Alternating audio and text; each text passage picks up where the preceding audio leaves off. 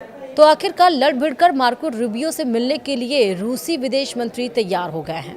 और लेकिन इसके साथ साथ उन्होंने साफ संकेत दिया है, बात तो होगी पर शर्तों पर समझौता बिल्कुल नहीं होगा। हम आपको बताएंगे इस वीडियो में सब कुछ विस्तार से। नमस्कार, आप देख रहे हैं न्यूज़ 18 का डिजिटल प्लेटफॉर्म। मैं हूं आपके साथ श्रुति श्रीवास्तव। डोनाल्ड ट्रंप और व्लादिमीर पुतिन की बुडापेस्ट शिखर वार्ता के रद्द होने के बाद एक बार फिर से रूस और अमेरिका के बीच बातचीत की सूरत बन रही है। रूसी विदेश मंत्री ने कहा कि वे मार्को रूबियो से मिलने के लिए तैयार हैं, लेकिन शर्तें नहीं बदली हैं। अब आप सोच रहे हैं कैसी शर्तें, तो विस्तार से समझिए। दरअसल यूरोप में जारी सबसे भीषण संघर्ष यानी कि रूस यूक्रेन युद्ध को समाप्त करने की कोशिशें एक बार फिर सुर्खियों में हैं। रविवार यानी 9 नवंबर को रूसी विदेश मंत्री सरगेई लावरोव ने कहा कि वह अमेरिकी विदेश मंत्री मार्को रूबियो से मिलने को तैयार है, लेकिन रूस अपने मुख्य शर्तों के से पीछे नहीं हटेगा। लावरोव के इस बयान ने यह साफ कर दिया है कि रूस कूटनीतिक बातचीत के लिए तैयार है, पर किसी भी हालत में यूक्रेन पर अपने दावों से समझौता नहीं करेगा। अमेरिकी राष्ट्रपति डोनाल्ड ट्रंप बीते कई महीनों से यूक्रेन युद्ध खत्म करने के लिए मध्यस्थता की कोशिश कर रहे हैं, लेकिन अब तक उनकी पहल नाकाम साबित हुई है। पिछले महीने उन्होंने रूस के राष्ट्रपति व्लादिमीर पुतिन के साथ बुडापेस्ट में होने वाले तय शिखर सम्मेलन अचानक रद्द कर दिया। क्रेमलिन ने पश्चिमी मीडिया की उन खबरों को खारिज किया जिनमें कहा गया था कि शिखर सम्मेलन रद्द होने के बाद पुतिन लावरोव से नाराज हो गए हैं। रूसी विदेश मंत्रालय ने साफ किया कि यह निर्णय इसलिए लिया गया क्योंकि मॉस्को यूक्रेन को लेकर अपनी मूल मांगों पर झुकने को तैयार नहीं था। लावरोव ने राज्य समाचार एजेंसी RIA नोवोस्ती से बातचीत में कहा, विदेश मंत्री मार्को रूबियो और मैं समझते हैं कि नियमित संवाद जरूरी है। यह यूक्रेनी मुद्दे और द्विपक्षीय एजेंडे को आगे बढ़ाने के लिए अहम है, इसलिए हम फोन पर बात करते रहते हैं और जरूरत पड़ने पर आमने सामने मिलने के लिए भी तैयार है।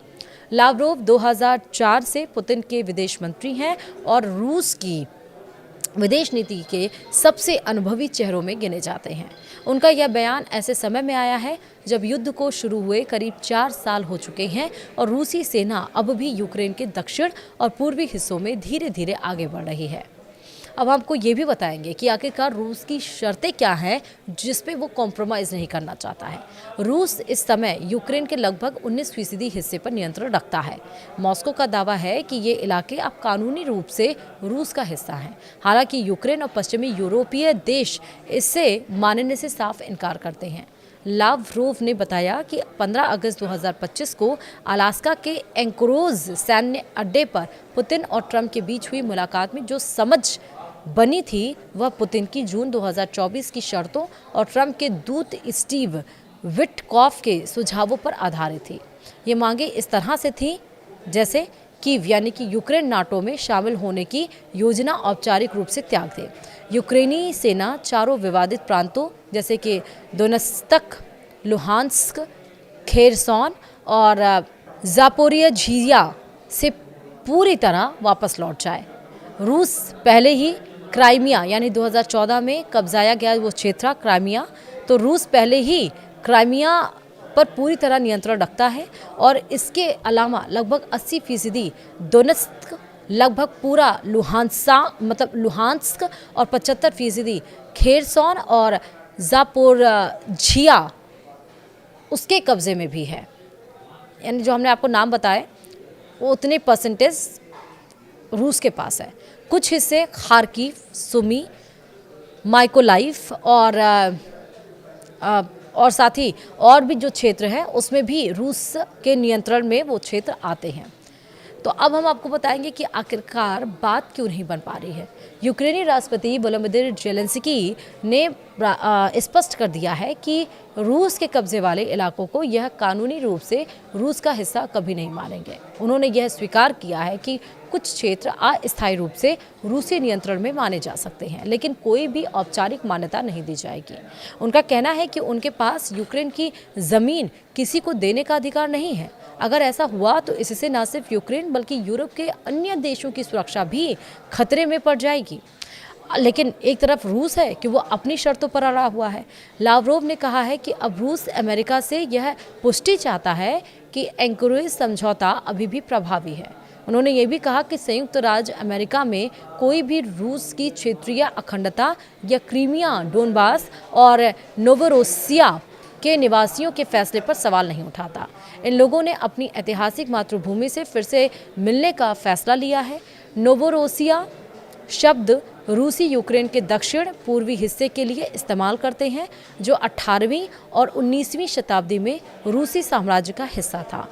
आज यह शब्द एक प्रो रूसी आंदोलन का प्रतीक भी है, जो उन इलाकों पर रूसी नियंत्रण स्थापित करने की मांग करता है। यूरोपीय देशों में करीब 210 अरब यूरो मूल्य की रूसी संपत्तियां फिलहाल फ्रीज है। यूरोप इन्हें यूक्रेन की मदद के लिए इस्तेमाल करने पर विचार कर रहा है और इस पर लावरोव ने कहा है कि ऐसा करना कानूनी रूप से असंभव है और अगर यूरोप में संपत्तियां को जब्त करने की कोशिश की यूरोप ने, तो रूस कड़े जवाबी कदम उठाएगा। वहीं लावरोव ने यह भी बताया है कि अमेरिका ने राजनयिक चैनलों के जरिए मॉस्को को सूचित किया है कि वह new strategic arms reduction treaty यानी कि न्यू स्टार्ट की सीमाओं को फरवरी 2026 में समाप्त होने के बाद भी जारी रखने के प्रस्ताव पर विचार कर रहा है। यह संधि परमाणु हथियारों की तैनाती और उत्पादन पर नियंत्रण से जुड़ी है और दोनों देशों के बीच शस्त्र संतुलन का प्रमुख आधार मानी जाती है।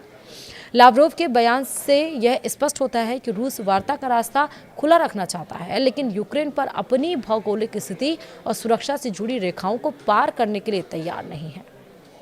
तो आप सोचिए कि मुलाकात तो होगी, लेकिन क्या शर्तों पर कोई कॉम्प्रोमाइज़ होगा या नहीं, ये तो मुलाकात के बाद पता चलेगा। वीडियो में इतना ही। नमस्कार।